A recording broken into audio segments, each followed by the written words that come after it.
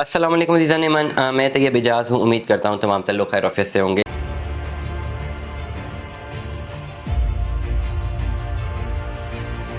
एक case study आपको बता रहा हूँ, केस स्टडी। और वो केस स्टडी इसलिए बता रहा हूँ कि बहुत सारे लोगों के पास इस तरह के सरकमस्टांसेस हैं, इस तरह की इन्वेस्टमेंट्स हैं और उनका भी यही ख्याल है। रियलिटी क्या है मैं आपको बताने जा रहा हूँ। कुछ दिनों पहले मुझे एक साहब की फ़ोन आई। उन्होंने अपना तारुफ किसी बड़े इदारे से करवाया, एक रैंक के साथ करवाया। और मैंने कहा ठीक है सर, बात करें। उन्होंने कहा कि जी उनके पास एक फ़ाइल है किसी एक हाउसिंग प्रोजेक्ट में और उसके कोई 20-21 लाख रुपए जमा है।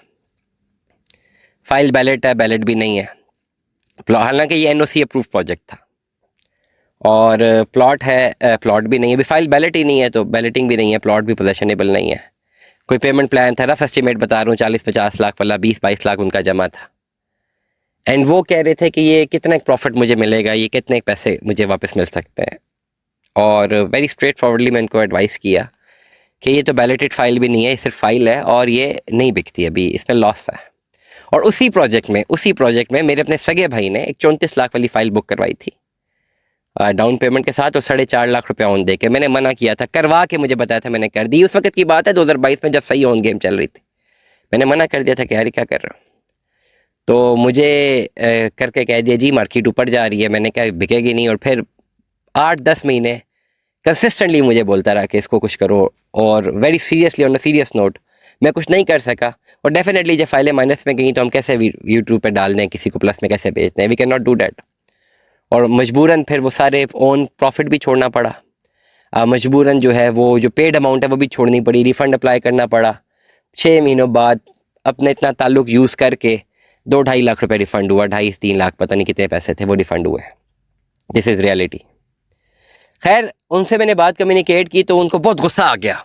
ये क्या बात कर रहे हैं, ये आप बिल्कुल गलत बात कर रहे हैं। फ़ाइलें नहीं बिकती। आप होते कौन है कहने वाले फ़ाइलें नहीं बिकती? गलत बात कर रहे हैं, ये फ़ाइलें बिकेंगी, हमने पैसे जमा कराए हुए हैं। ये कैसे हो सकता है कि पैसे वापस ना मिलें? अब उनका लहजा इस तरह का था। और रियलिटी ये, जवाब ये है कि जी हाँ, ऐसा ही हुआ। 20-22 लाख रुपए जमा भी हुआ और वो डेफिनेटली मैंने थ्रू तो फ़ाइल नहीं खरीदी हुई ना।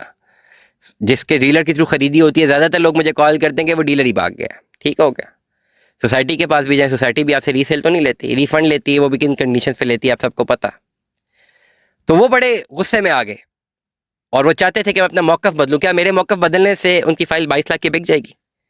मेरा मौक़िफ़ बदले या ना बदले, again I will stand on my words. और मैं उस कॉल पे भी स्टैंड बाय किया, मैंने स्टैंड रहा, मैं खड़ा रहा अपनी बात पे कि सर ये नहीं बिकेगी, it can not be sold out, ये नहीं बिक सकती। ठीक है, अगर आप डिसएग्री करते हैं मार्केट देख लें। मैं गलत कह रहा हूँ, मार्केट में किसी और से पूछ लें, हो सकता है वो बेच दे। नहीं, ये कैसे हो सकता है कि हमने पैसे जमा करवाए और ये क्यों ज़ाया हो गए? ऐसा ही होता है मार्केट में, ऐसा ही होता है। स्टॉक मार्केट का देखें, कभी ऊपर है कभी नीचे है। लोगों का लाख रुपए डूब जाता है, जिसका नहीं होता वो लाख रुपए ऊपर चला जाता है। This is business. या तो बिजनेस में आए मत, जब बिजनेस में आते हैं तो फिर दिल गुर्दा रखना पड़ता है। वेरी स्ट्रेट फॉरवर्डली बात कर रहा हूँ, वेरी स्ट्रेट फॉरवर्डली। क्या होता है रिजल्ट? मैंने उनको सिंपल सा जवाब ये दिया जिसमें उन्होंने खुद कॉल मुनक़ता कर दी कि सर मेरे पास लॉकर्स में लोगों की, जो अक्सर लोग मुझे फाइलें जो हैं वो कोट करते हैं या उनकी कॉपीज़ भेज देते हैं कि यार उसका कुछ करें, वो करोड़ों रुपए की मालियत की हैं, वो हज़ारों रुपए में भी नहीं बिकती हैं अब। And this is reality. मैं क्या कर सकता हूँ? एनीवेज, वो तमाम तर लोग जो ये समझते हैं कि आपने अगर सोसाइटी में पैसे जमा करवा दिए ये किसी भी तरीके से वापस मिलेंगे, ऐसा नहीं है। It never happens like that. आपको हर सोसाइटी की फ़ाइलों में इन्वेस्ट करने से पहले सोचना पड़ता है, एक लॉन्ग रन अपनी स्ट्रैटेजी बनानी पड़ती है, फिर आप जो है इसको एग्जीक्यूट करें। अदरवाइज लॉस होते हैं, स्टॉक मार्केट में भी लॉस होते हैं। अभी मैं आज के दिन रिकॉर्ड कर रहा हूँ, ओवरऑल मैं स्टॉक मार्केट में भी अपना रुझान रखता हूँ।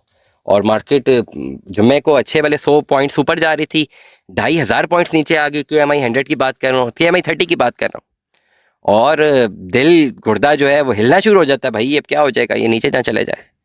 It happens. हर एक को पैसा अजीज है, लेकिन दो ही ऑप्शन है ना, या तो बैंकों में पड़ा डिवैल्यू करें या फिर बिजनेस में डालें। बिजनेस में डालेंगे प्रॉफिट भी होगा, लॉस भी होगा। जो प्रॉफिट होता है तो ठीक है, तो फिर लॉस के लिए दिल गुर्दा रखना पड़ता है। दो में याद रखिएगा, अपना बहुत सारा ख्याल रखिएगा। स्टे ट्यून में। अल्लाह हाफ़िज़।